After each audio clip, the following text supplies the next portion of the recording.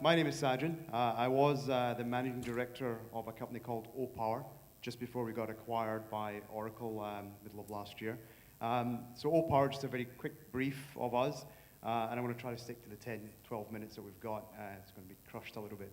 I'll try not to use my accent too much, but effectively, O-Power is one of the world's leading customer engagement companies.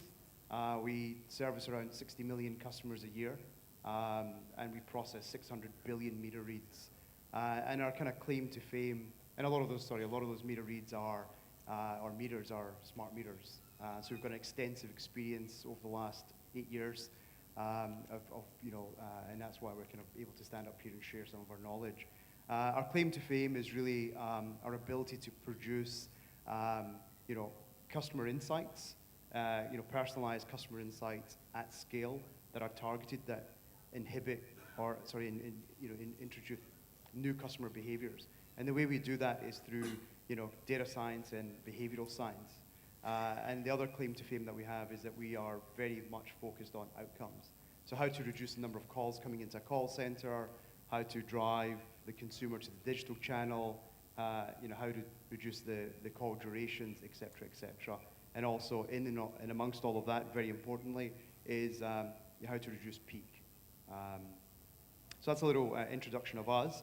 And really, wanted to kind of point out that, what we see in the market time and time again is the kind of meter to storage syndrome, right? Really, when we're looking at smart meters and, and grid, what we're finding is a lot of projects are infrastructure projects and don't really focus on the data, what are you going to do with the vast volumes of data, what are the outcomes that you're expecting, what are the challenges around integration, how are you going to change your business processes, what new services will your customers get, these savvy new customers, what are they going to get, and how are you going to engage them, right? And that's the context of what I'm going to discuss a little bit over the next 7 or 8 minutes. And obviously, as some of you have seen, the customer engagement part is becoming more and more important.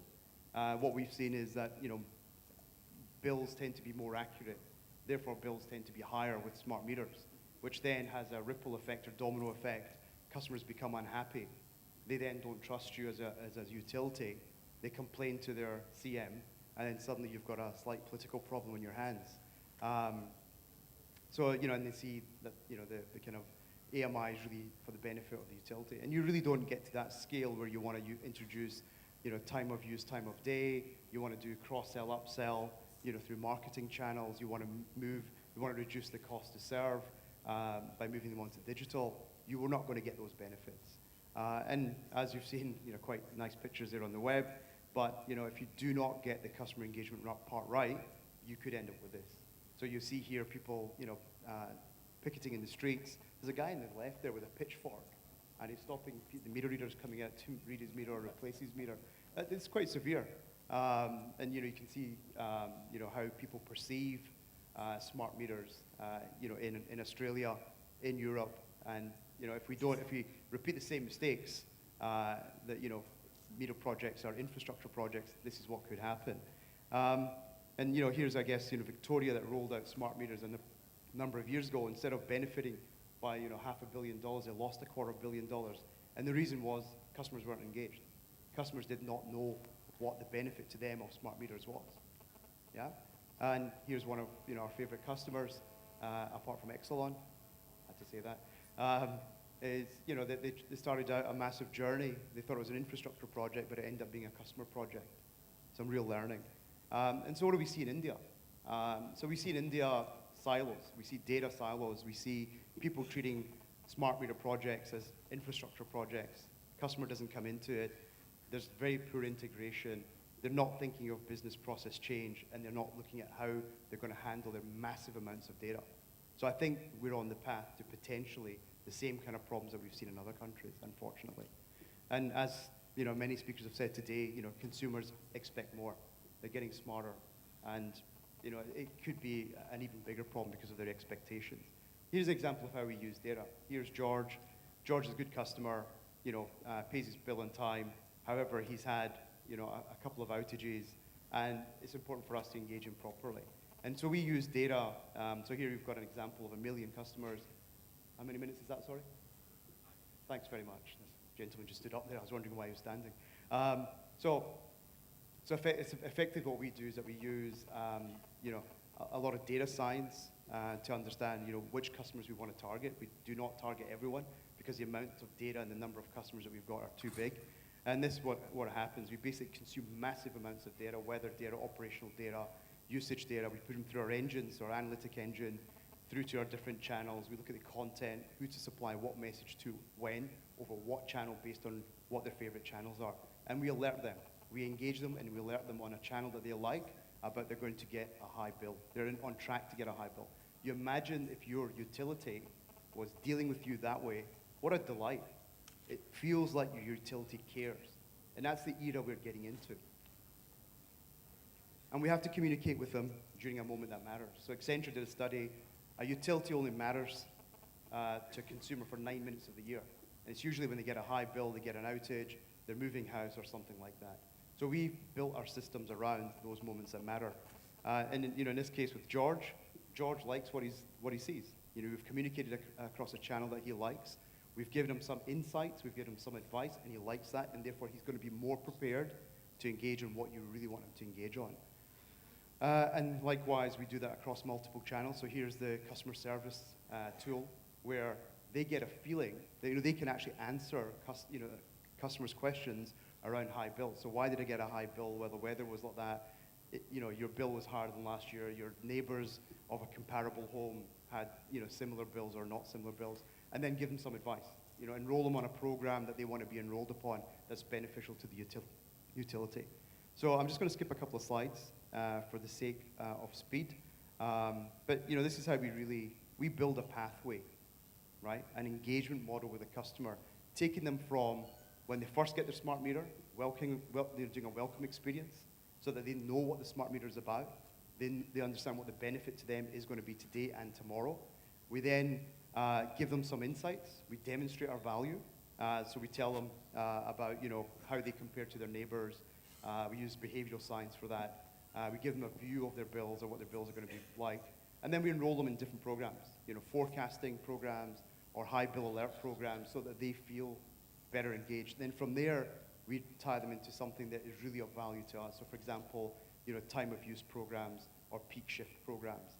That's what we do. And then eventually getting into some of the renewable energy programs that we do around net metering. So that's a journey that we must take them on. If we don't do that journey, we're going to end up with pitchforks in the street. Just to kind of really finish off, I'm going to talk a little bit about BG&E. I'll let you read that very quickly on the back there, but pretty impressive. One of the 8 of Exelon.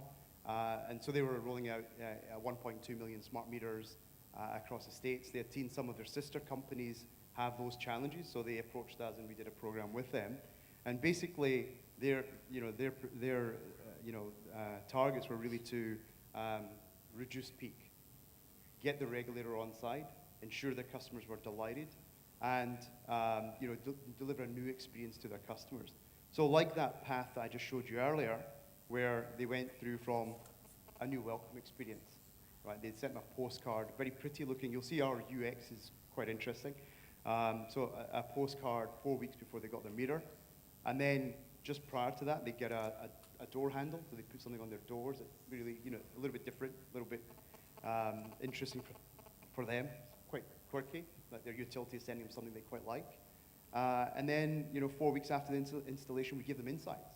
We tell them how they're doing, how they compare to other neighbors of a similar sized home in their area. And it's a very simple design, beautiful design. It tells them again of the value of the smart meter and what it means for them, and to enroll them on some more digital experiences. We then send them another reminder of the value of the digital experiences online. And then they get basically, just before a bill, and for some of them who are on high, forecasting for high bills, we'll alert them in terms of the way they're trending and some of the tips in terms of how they can manage their energy more effectively. So that puts the control in their hand. We're not saying reduce revenues, we're just saying manage your energy better. Right.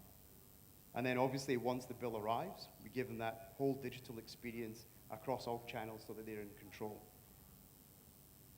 We do this at scale. So if the BGE program, we hit 1.2 million. I'm just finishing up.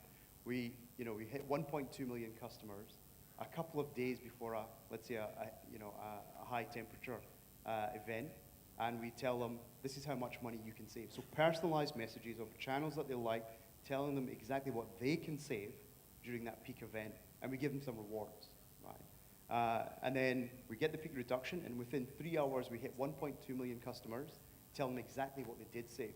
We have about 65 to 75% participation. So it's pretty impressive to do it at scale. And just to finish off, this was a video I was going to play, but I'm not going to do that now. But here are the results, right? Results speak for themselves. So we've managed to get 5% reduction, but we've got a very engaged audience who love what we do, and we have a very happy customer who's now able to do lots of cross-sell, upsell marketing on the back of happy consumers. Thanks very much, everyone.